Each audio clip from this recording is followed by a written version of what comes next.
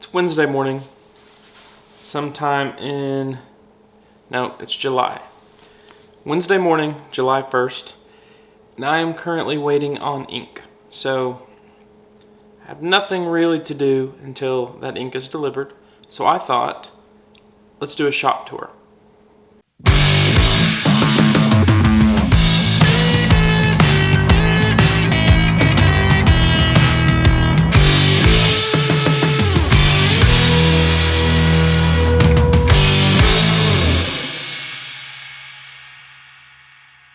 If you've followed me on Instagram the last 2 years, you'll have seen a lot of shop changes. So essentially 2 years ago, I started at a fold-out table downstairs in the garage, and that was not sufficient. So I then moved upstairs, and it was not built to be a factory. So a lot of changes have taken place since then. We've got a powder room renovation right over here. We've got wood floors put in. Basically everything that I could possibly do to turn this space that was maybe not meant to be a factory for all intents and purposes into a space that I can work in mostly well and efficiently. We'll start in order, going from a bare enclosure to the finished product. Now we're in the machining / powder room. This is the newest addition to the shop.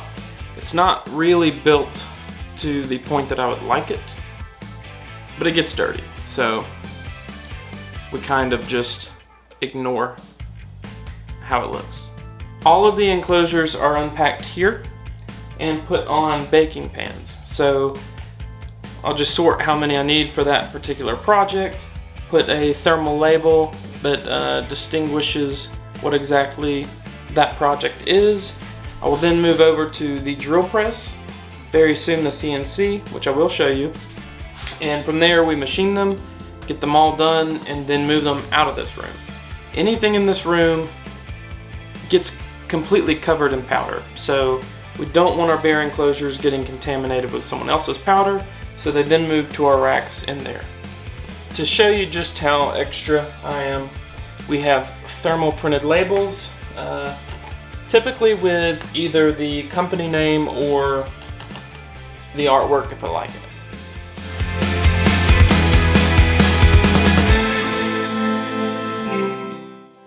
Now this is hopefully the most expensive paperweight that I ever buy.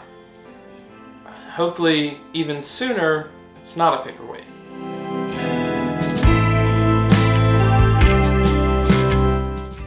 After everything is machined, we then have to powder. So everything basically works in a circle from left to right. You'll see that as a theme through my whole shop. I'm kind of particular in that way. But anyways, we move to the powder booth, which is fairly simple, but it works really well. I then have different powders, which I actually need to clean up. It's kind of cluttered right now. Different powders and jars and bags and everything off to the side. The air compressor is also on the left, ready to go. And then we move to the oven. So now we're at the oven. The oven is the most time-consuming part of powder coating. Most powders I've used bake anywhere from 10 minutes to 14 minutes, just depending on differences in the powder. So basically you spray 6 to 9, whatever you can fit, put them in the oven, wait on them to bake, and then while you're waiting, spray some more, back and forth and back and forth. So basically I'm stuck between these two areas until I've completed everything. I would love a larger oven, but with the space that I have and really not wanting any kind of commercial equipment, and more importantly, a commercial equipment electric bill, this is great. So these racks behind me hold all of the enclosures that have been baked as well as ones that have not. So on the left I will hang the enclosures that have not been through the oven yet. That way I can just pop them right in. Then when they're finished, they will then go on the right, and from there, when that fills up, I have a table below that I can take them off, get them ready for printing and spaced evenly, and take them out to the main shop. All of these enclosures belong to Alec with Mask Audio Electronics. They will eventually be my very favorite Big Muff style pedal, so stay tuned, you'll probably see a video.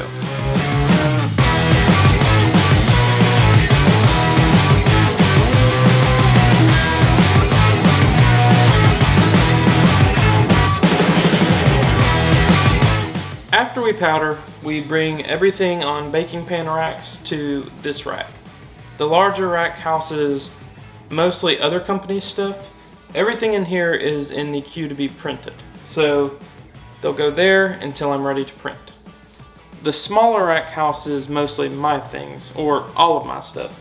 So essentially, the lower 3/4 of this rack is my enclosures that I've already powdered, printed, drilled, they're ready to be built. Then the upper portion is filled with PCBs that need to go to the desk to be built.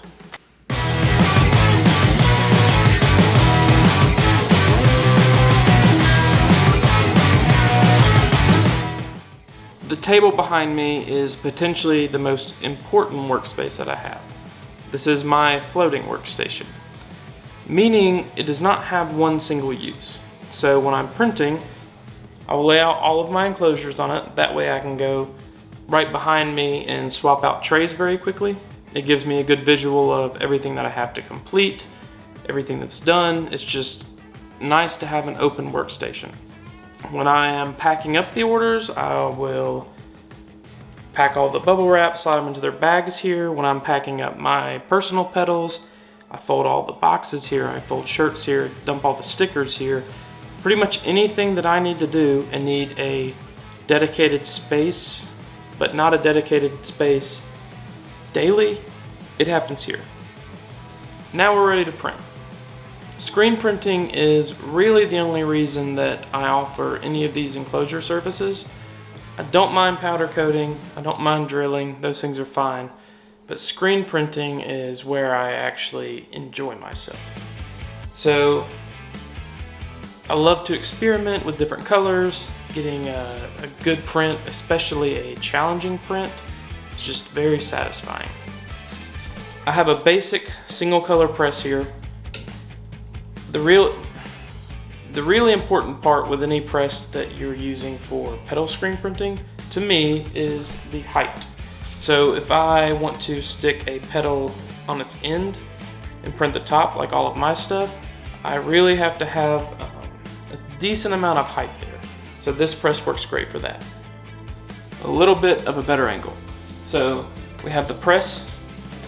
We have a pretty simple jig or platen that I built.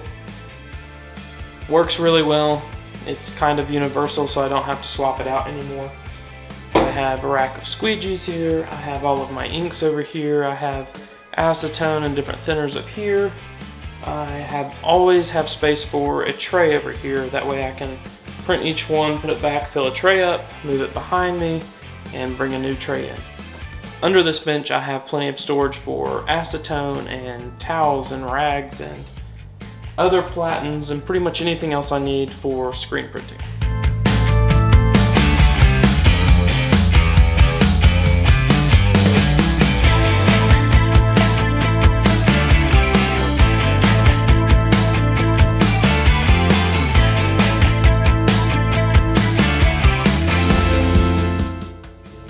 Now we're ready to build PCBs.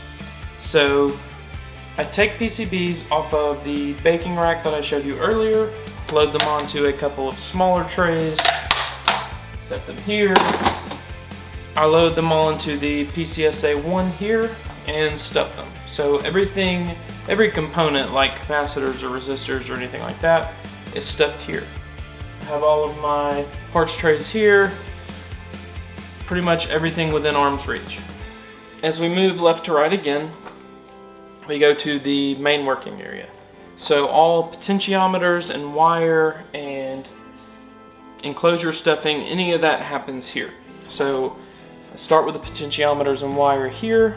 I then move to the washers and nuts here, and the jacks and the LEDs. Everything happens in a very specific order. Most of that is done here.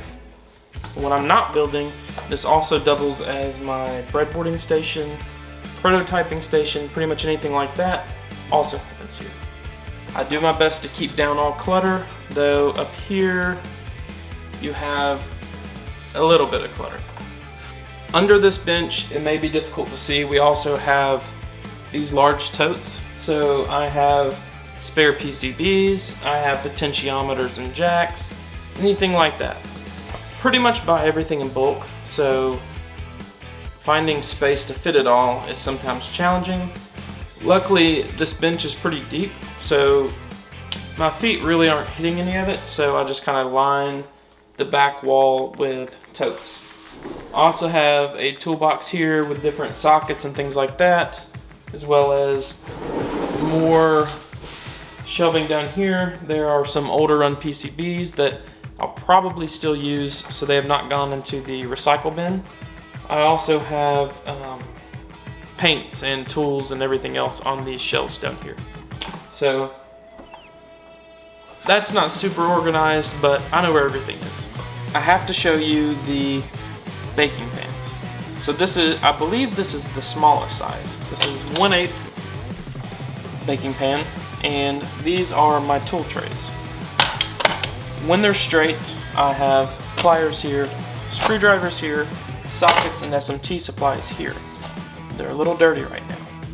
I keep them docked above the oscilloscope and function generator and all of that, which sadly I've not had that much time to mess with, but keeps everything off of the bench, keeps it neat and orderly, and allows me to work efficiently. We then move over to the desktop. This is where I update my website, I get all of your orders, print shipping labels, everything like that happens here. So further to the right, I have the thermal printer and everything else I use to print out the labels and schedule shipments and anything like that. That all happens kind of right here. I actually do not prefer the larger desktop for any of my graphic design or PCB layouts. It's okay, but you're kind of close. It's a very large screen, and after I sit there a while, my eyes are just kind of bugged out. So a lot of that happens on the laptop, anywhere. Further to the right, we have the printers. We have all of our parts that go into the boxes to be shipped. I have the scale and everything here. So pretty much everything that is going to post goes here. That way I can take it right down these stairs here and either set it out or deliver it to the post office.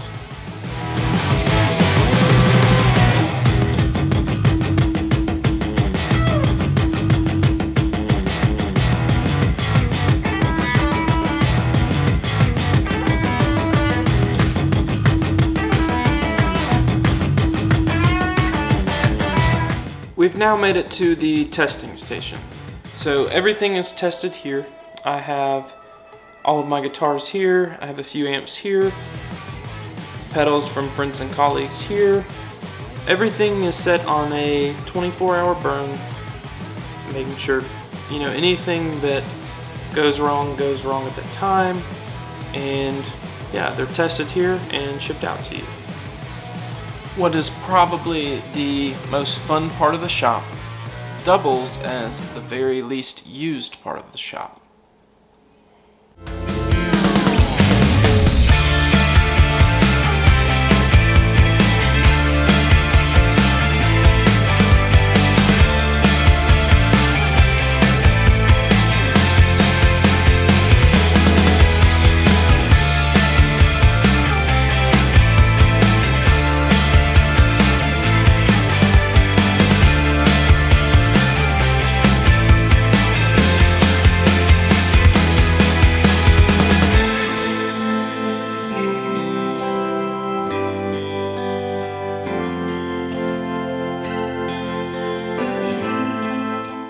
If I missed something, or you have any questions about my equipment or any part of my process and want more specific details, just leave me a comment, shoot me a message.